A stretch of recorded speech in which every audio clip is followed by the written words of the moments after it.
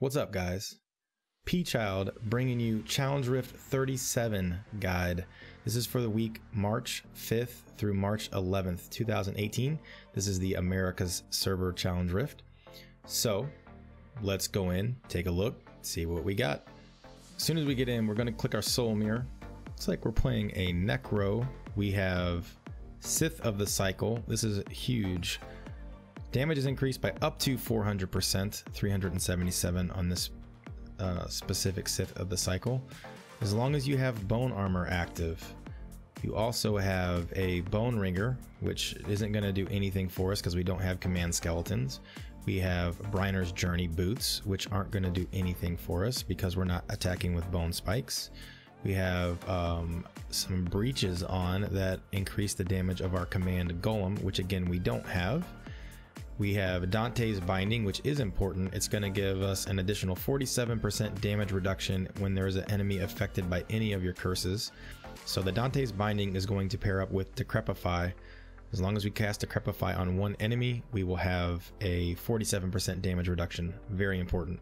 We have Crisbin Sentence and Circle of Najul. Circle of Najul is in the cube, believe it or not. And then Tasker and Theo is also in the cube, and that's the gloves that we have on. Crisbin Sentence is going to increase our damage by 78% as long as the enemy is slowed, and triple if the enemy is stunned by a different crowd control. That's pretty important. That means you always want to use your Decrepify to slow things down to get extra damage on it, and you also want to take advantage of your Bane of the Trapped by being close to things to get that extra damage from Crisbin Sentence. Whereas chains passively make you run faster if you break something, not a big deal. Your helmet and your shoulders both don't give you any advantages to this build. For your skills, you have Siphon Blood with Bloodsucker, you have Decrepify with Opportunist, you have Devour, Devour with the Essence that's going to consume corpses. The corpses restore essence, and I'm going to explain that in just a little bit. Your skeletal mage with singularity, this is huge. This is where all your damage comes from, and when you cast singularity mages, it uses all of your essence down here to cast mages that do 3% more damage for every point of essence. Casting them with high essence is very important to the build. Those mages will do more damage. Bone armor, pretty passive. You're going to use your bone armor in conjunction with your Sith of the Cycle to get that 377% damage. Talents are all pretty passive. 25% longer mages, maximum essence by 40. Consuming a corpse has a chance to give you a health globe, and then cheat death. The big thing is if you actually have to use your cheat death, it consumes all of your mages and heals you, which is horrible because then you have no damage and you probably don't have much essence to get new ones out. So if you proc your cheat death, that's a bad thing. Let's talk about our abilities real fast and how we're going to play this. So casting singularity mages, you can see that when you do that, it consumes all of your essence, and the singularity mages get 3% more damage for every point of essence that you had when you cast them. So that's roughly 990% more damage. And if your simulacrum is popped, your simulacrum gives you an additional, it doubles the secondary skill. So not only will you get 2 mages, you'll get 4 mages when you cast it, and it doubles your maximum essence when you cast it. So if you have full essence and you cast Simulacrum, you're going to get 1800% increased damage on those mages, and on top of that, instead of getting 2, you're going to get 4. So it's really, really important to cast your Simulacrum while you have high essence, and can get those mages out fast. You want to siphon targets. Siphoning a target will give you 15 essence back every time it does damage. If you're siphoning and then hitting nothing, you get no essence, so make sure you're targeting things. You want to make sure you keep your bone armor stacks up. Your bone armor stacks will give you increased toughness for every stack you have. The stacks last for a minute, so it's pretty easy to keep that up. That should never drop off.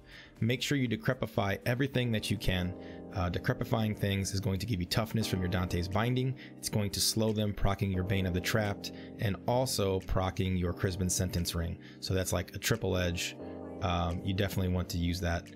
And then Devour's passive, you don't have to worry about it, but if you run over corpses, it will consume them, and consuming them gives you your essence back. So killing things, the more you kill things, the more essence you get. The more essence you get, the more mages you can cast. The more mages you can cast, the more stuff you kill. You can see how that's a snowballing effect and just goes over and over. Just to recap real quick before we do the run, make sure you keep bone armor up. Bone armor is on number 4. Cast your simulacrum will double your damage and double the mage production that you make. You don't have to worry about devour, that's passive. Decrepify things, make sure you decrepify before you cast mages, because after you cast your mages, you can see I have no essence, so you can't decrepify things after you cast your mages because you won't have the essence to do it. So your cycle of damage is going to go decrepify things, then cast mages, make sure your bone armor stays up, siphon bloods to get your essence back as soon as you get high essence, decrepify things again, cast mages. So let's go take a look, see how this run goes. Alright guys, as soon as we come out, we are going to cast bone armor, simulacrum, and our first set of mages. We're also going to decrepify things as fast as we can to make sure that we get that Crispin sentence bonus damage.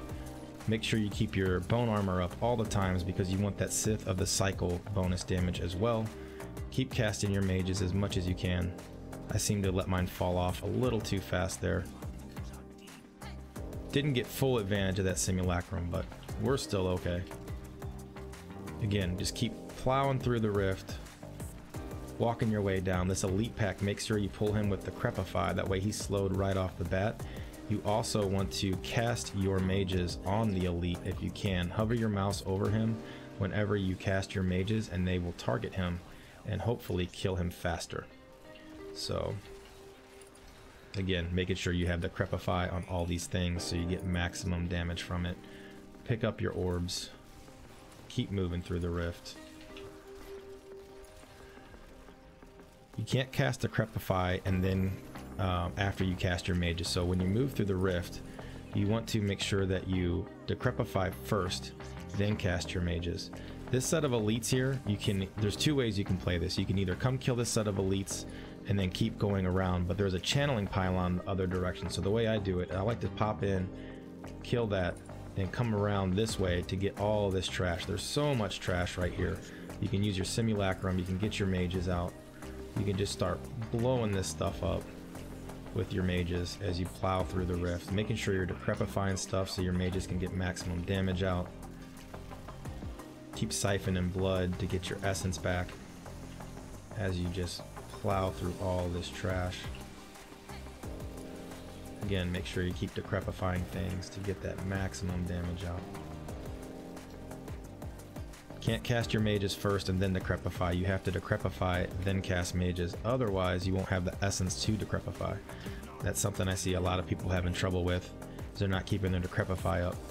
So they don't get A, they don't get that toughness from their Dante's Binding, and B, they don't get that damage from the Crispin sentence. So we're gonna go ahead and pop this channeling pylon real quick, which allows us to decrepify and simulacrum super fast. So I accidentally cast a couple mages there on accident. I hit the wrong keybind. I didn't want to cast that many mages, but that's okay. We got a bunch of mages out with our simulacrum going. And as soon as our simulacrum comes off cooldown, we want to cast it again. We want to make sure we get maximum uptime on it and kill things as fast as we can. That guy is a shielder, so trying to smoke him. He's dead. Now we're getting out of here. Channeling pylon's gone, but all those things are dead. Need to get my bone armor stacks back up. Make sure you don't let those drop off. Get a new set of mages out so I'm killing some stuff. Decrepifying things so it dies. We got a set of elites coming up to us. They'll always rush you. You can kind of stop right at this point and they will rush up to you. You can just keep decrepifying them, casting more mages. They do cast Frozen and Arcane, so these guys can kind of be a pain in the butt sometimes. Just make sure you got them decrepified. You'll blow them up quick. Get your orbs and get out of here. That's pretty much it for this level. You can see we got a little timer built up. So we're going to save our simulacrum for the next level. I'm going to go ahead and kill all these things real quick. This is a decent sized pack of trash, so we're going to go ahead, blow it up real fast. Consume all these corpses real quick. Get some essence back, and then we're going to head to the next level. Your mages will start to disappear by the time you get into this next level, which is okay. Decrepify things, cast your mages. I'm going to cast my simulacrum right now. That way I can kill these things as I run through this part of the rift. your mages will just smoke all this trash as you walk down. This set of steps has an elite, so if you stand at the bottom of the steps, you will pull it by default, and then you don't really have to do much else. They'll run down to the bottom. You can blow them up. You have your simulacrum up usually, so they should die fast, and they did. And if we go back the other way, there's a power pylon, but we're going to save that for the Rift Guardian. We're going to work our way around. And these grotesque, you have to be careful of these grotesque and make sure that they don't get you. But we're just going to kind of walk this part for a little bit. We're going to kill some of this trash. Not letting these bogan trappers get us. Don't get in too much of a hurry. Just keep casting your mages. And this is going to make a big old loop right back to that power pylon. So that way, by the time we get to the Rift Guardian, we're going to have that power pylon. We're going to maybe have the end of our next simulacrum. We're going to use it on an elite up here in just a minute. So we're going to save it because there's elite when we get to the bottom side of this pillar. And then we're going to use the simulacrum to kill the elite. We'll use the power pylon to kill the Rift Guardian, and all will be well. Here's the elite. So simulacrum should be up pretty soon.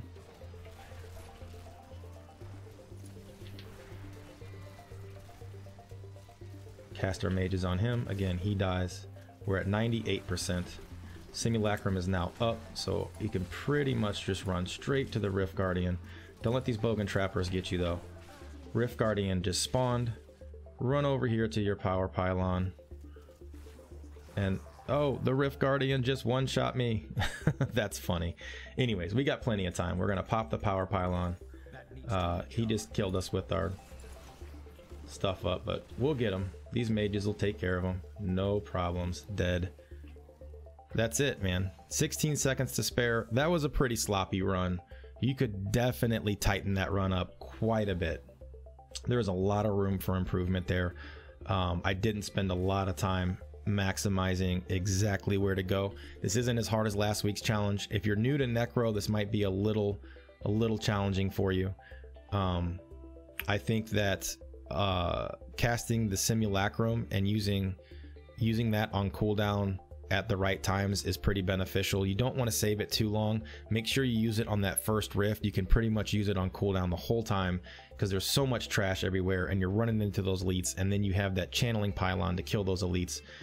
Your skeletal mage with singularity, don't pop it right before you go to the next level because those mages are going to disappear on you on the next level and you're not going to have essence. So before you go down to the second level, make sure you have a decent amount of essence to get a next set of mages out. Channel your Siphon Blood. You want to make sure you're left clicking and channeling Siphon Blood. It only gives you essence back if you're hitting something, so make sure you're targeting things when you channel it. This rift is pretty easy, guys. It's not that hard. It might take you a couple runs if you're not familiar with Necro. If you've played Rothma Necro at all, this is going to be a breeze. It's just like playing a Rothma Necro. If you guys have any questions on how to play this build, you can come hang out with me. I stream 7 days a week, Monday through Friday at 9 p.m. Central Standard, Saturdays and Sundays at 11 p.m. Central Standard Time. Come ask me questions. I can help you with the challenge rift. Not that hard. Drop a comment below. I'll try to help you out in the YouTube comments as well. Thanks for watching the video. Challenge Rift 37 on America servers. And I will see you guys next Monday for Challenge Rift 38.